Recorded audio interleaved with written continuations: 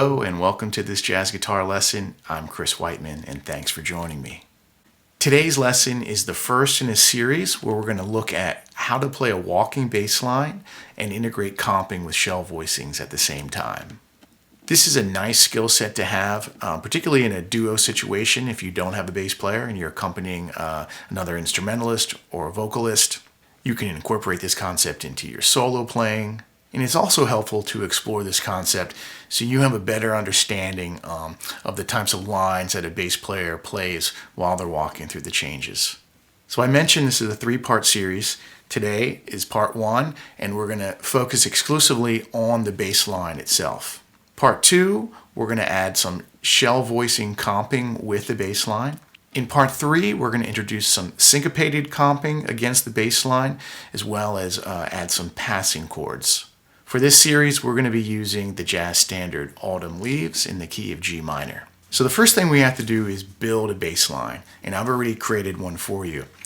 And I've done that with three elements. The first being stepwise scalular motion. I've used arpeggiation, and I've used chromaticism to enhance voice leading between the chord changes. So if we look at the first four bars, the chords are C minor 7, F7, B flat major 7, E flat major 7. And the bass line starts like this.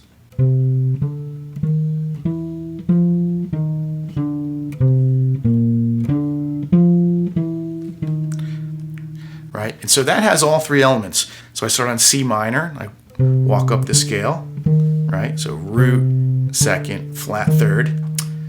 And then actually move to the major third. But I'm not thinking of it as a major third, right? I'm thinking of it as a chromatic passing tone.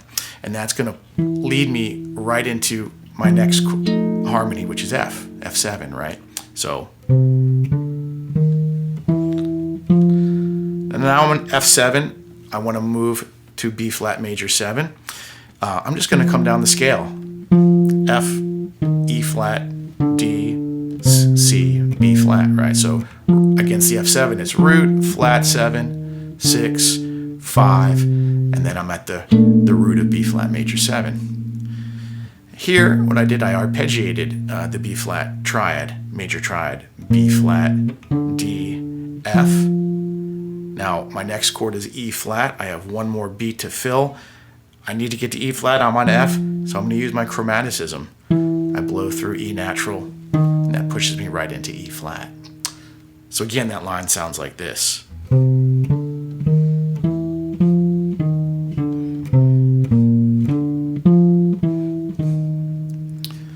Right, so all that's going to be in the PDF on my Patreon page.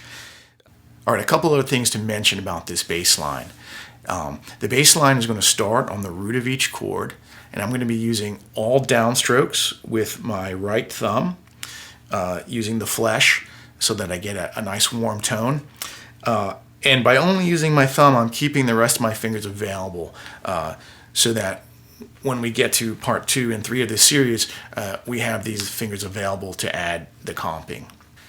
All right, so let's look at this bass line. I'm going to put on a backing track that has drums and piano, and we're going to do it at 2 different tempos.